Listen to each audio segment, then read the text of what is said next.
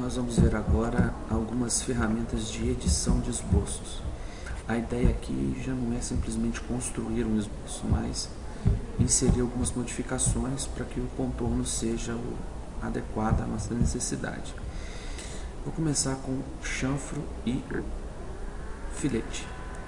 Para mostrar para vocês, vou desenhar aqui um retângulo de 50 mm por 50 mm.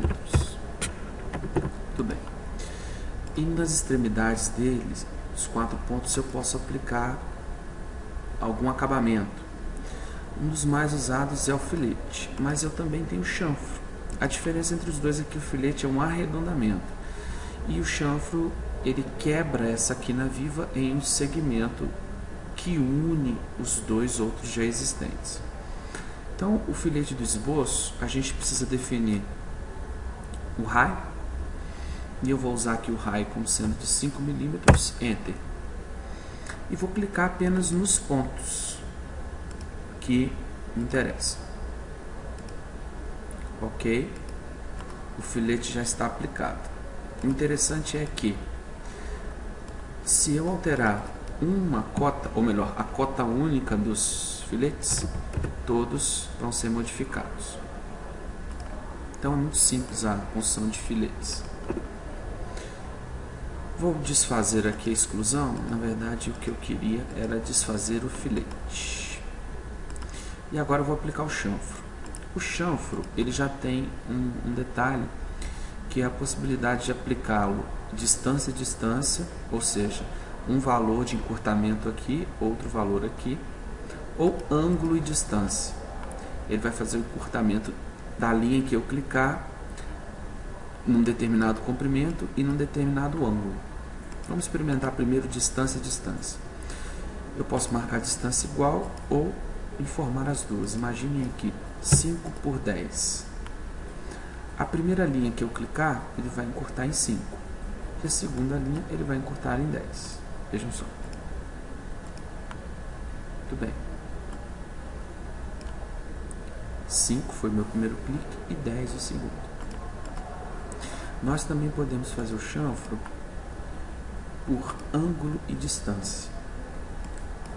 O clique que nós dermos na linha onde dermos, ele vai representar o comprimento e automaticamente a outra vai ser o ângulo. Então imagine aqui 6 por 30 graus. Vou clicar nessa linha que vai encurtar em 6. Vejam só. Essa linha encurtou em 6, foi o meu primeiro clique, e segundo aqui o ângulo de 30 graus. Esse é o traçado de chanfros e filetes. Uma outra ferramenta interessante é o aparar entidades e estender entidades. Vou colocar aqui uma linha e vou adicionar alguns outros segmentos de reta.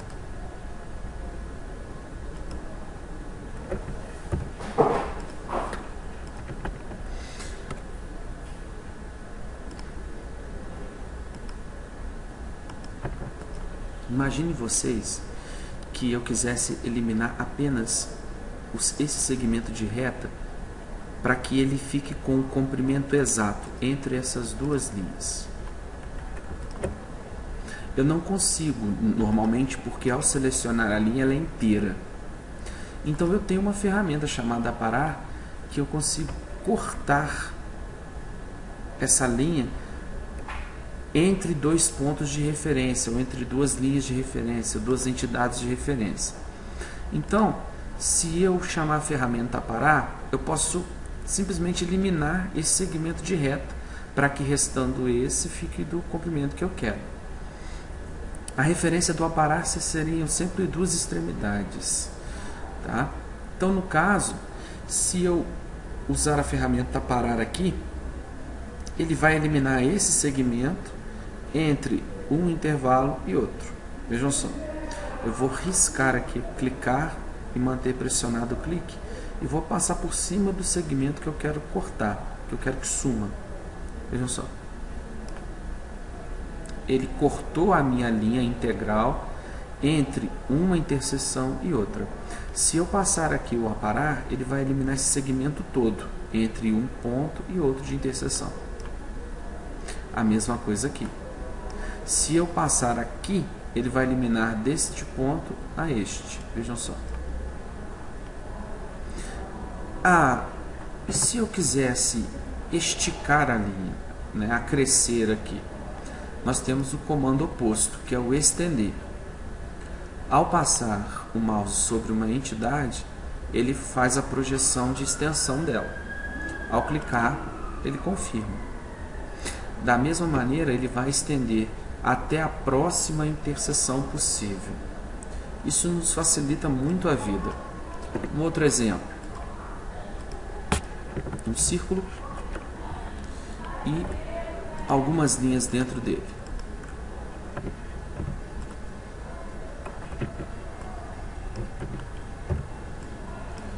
Se eu quiser tornar essas linhas tangentes à circunferência, tocando na circunferência, facilmente eu consigo com o estender. Vejam só. Fez a projeção, eu clico. E repare que ele pode fazer várias projeções. Clico. Dependendo da posição em que eu movimentar o mouse, ele vai estender para uma direção ou outra. Aqui eu ainda posso estender. E tá aí. A ferramenta aparar e estender. Uma outra ferramenta interessante é o converter entidades. Mas essa ferramenta só é interessante quando nós já temos algum sólido existente. Então imagine o seguinte. Eu tenho aqui um círculo.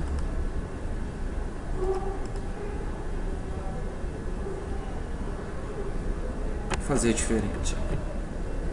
Vou fazer com linhas.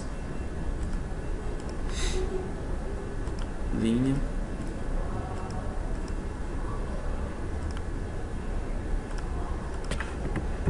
Percebam, vamos considerar que o meu esboço está todo cotado.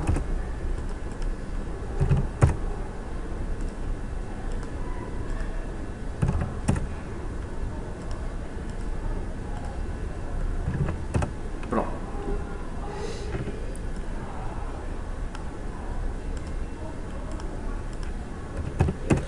E que isso tenha virado um sólido.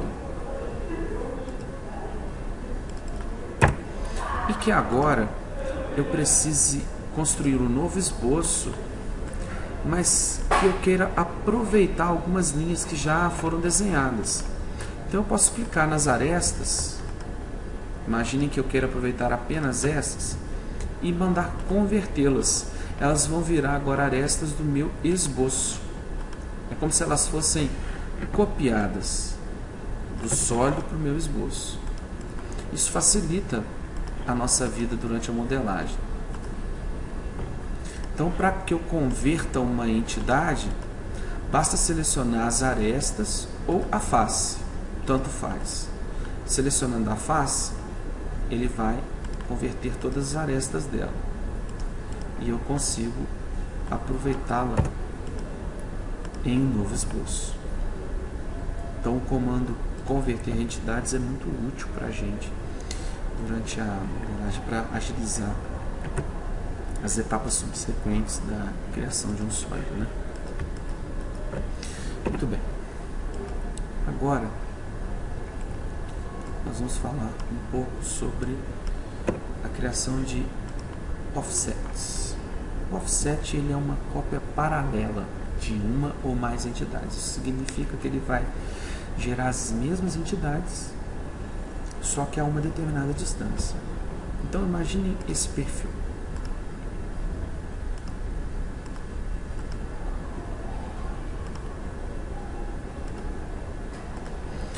Que seja necessário criar um outro perfil igual, mas só que recuado a uma distância desse, uma cópia.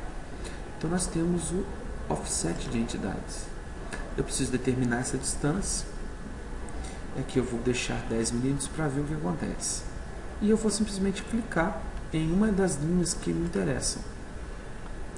Percebam que em amarelo ele já gerou a cópia à distância de 10 milímetros, clicando apenas em uma entidade, porque essa opção estava marcada. Selecionar cadeia. Se ela não estivesse marcada, eu teria que clicar como eu estou fazendo agora. Mas o resultado é o mesmo. Eu posso aumentar essa distância ou diminuir. E ainda posso inverter a direção da cópia, interna ou externa, ou nas duas direções.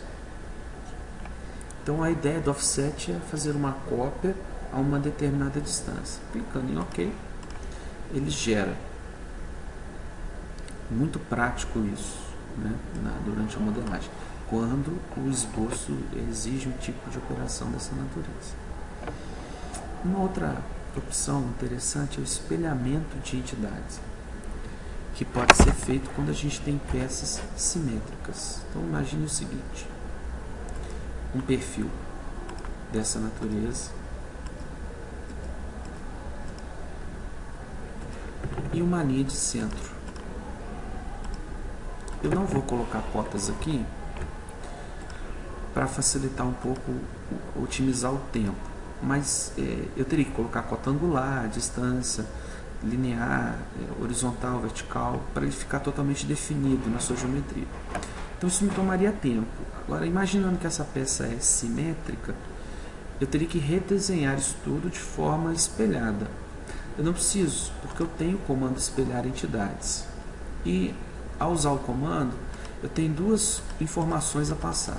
Primeiro, as entidades que eu desejo espelhar, que são todas menos a linha de centro. Então, vamos fazer a seleção das entidades. E, por fim, o eixo de espelho, a linha de referência, em relação a essa linha. Eu posso fazer uma cópia ou simplesmente jogar para o outro lado do eixo o que eu já tinha desenhado. O interessante é, na maioria das vezes, fazer a cópia. Ele vai reproduzir do outro lado o que você desenhou anteriormente. Ao clicar em OK, tudo feito. E como é um espelho, se eu movimentar uma entidade, a outra também vai acompanhar. Isso é interessante, essa condição geométrica, né? Essa característica. Isso é dado em função da ferramenta de espelhamento. Muito útil para nós.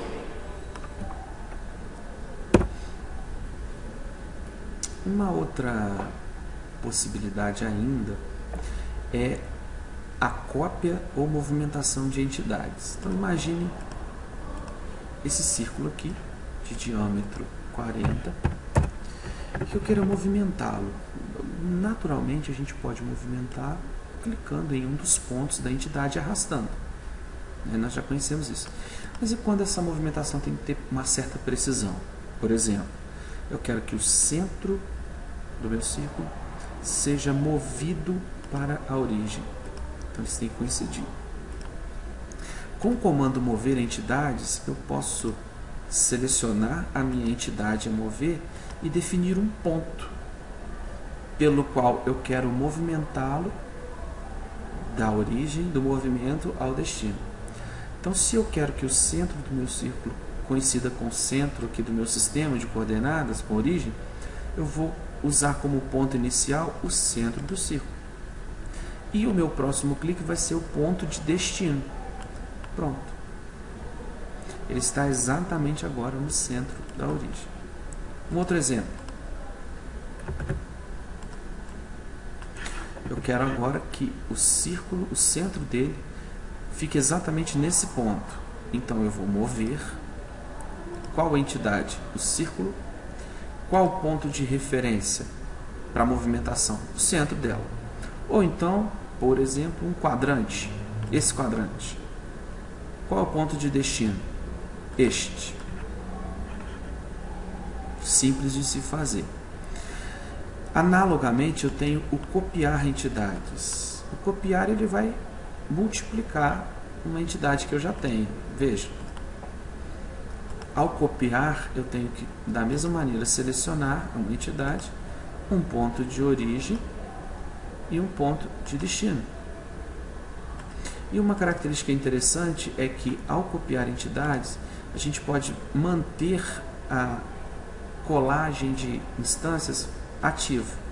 Então, nós selecionamos uma vez, selecionamos o ponto inicial e podemos colar várias vezes,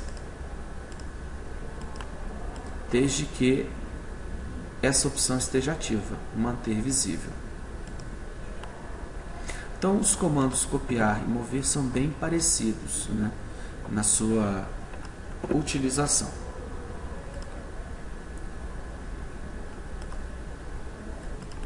As duas últimas funcionalidades com relação à edição de esboço que nós vamos ver são padrão de esboço linear e circular.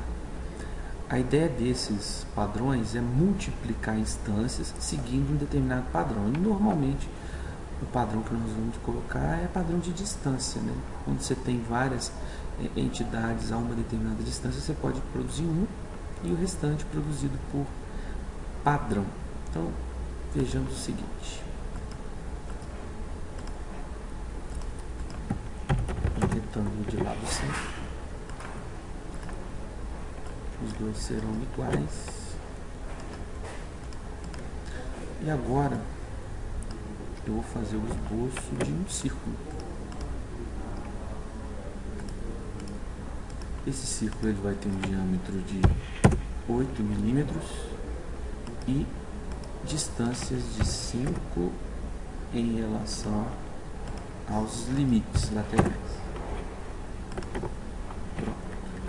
Agora imagine vocês que eu queira espalhar esses círculos pela área interna do retângulo. Então eu vou usar o padrão de esboço linear.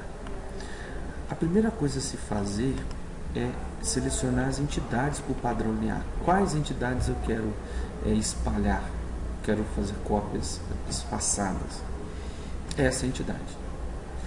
Quando eu escolho a entidade, eu tenho que definir a quantidade e a distância em duas direções. Os dois eixos, x e y. Então percebam que na primeira direção eu tenho um valor de distância que eu posso aumentar, e você percebe que eles vão se espaçando, e eu posso aumentar também a quantidade de cópias. É óbvio que eu devo calcular isso aqui previamente para que a disposição fique do jeito que eu preciso. Muito bem. 7 cópias a 15 milímetros cada cópia. A mesma coisa eu posso fazer na segunda direção, que seria aqui no caso a vertical. Vou aumentar a quantidade de instâncias para 2. Já percebam que ele já começou a alimentar a segunda direção. Eu posso inverter a direção e aumentar a quantidade de instâncias. Pronto. Quando eu pressionar OK, o meu padrão está feito. E eu posso transformar isso em sólido. Vejam só. Uma chapa toda furada, né? Aí você pode se perguntar assim, mas e se eu quisesse que esse furo e esse furo não saíssem no padrão? Nós também podemos. Só que isso tem que ser feito durante a execução do comando e não depois. Então eu vou desfazer aqui o meu padrão, fazê-lo novamente, vou selecionar a minha entidade, vou colocar aqui 10 cópias, invertendo a direção, e na direção 1 também 10 cópias. E para que eu exclua as entidades que não me interessam, eu tenho uma seção, eu tenho um campo aqui chamado instâncias a ignorar. Então eu clico nesses pontos na cor lilás, são os pontos que me interessam, por exemplo aqui na região central. E eles vão sendo relacionados aqui. Ao clicar em OK, o padrão é produzido sem os pontos. Essa então é a ideia do padrão linear de esboços. Da mesma maneira, nós temos o padrão circular de recursos. Então, vamos ver. Aqui num círculo de diâmetro 120, imaginem vocês que eu tenha um círculo. Esse círculo vai ter uma dimensão 12 milímetros em relação à origem 40 e os pontos estão alinhados na vertical. Agora, a minha ideia é que eu tenha aqui 8 cópias desse círculo, só que elas vão estar espalhadas, espaçadas circularmente. A ideia é a mesma. Padrão circular agora. Ele vai me questionar com respeito à referência de centro da circunferência, porque ele vai espalhar essas cópias em torno de um círculo imaginário. Então eu vou clicar em um ponto central do meu círculo de referência. A minha referência é a peça. Então eu vou clicar aqui na origem. Ele não entendeu. Então eu vou clicar no círculo. Não entendeu novamente. Alguma coisa está errada. Não aparece nada. A falha foi que eu estou preocupado em definir a referência central, mas não selecionei a entidade. Então eu vou recomeçar o comando e a primeira coisa que eu vou fazer é selecionar a entidade.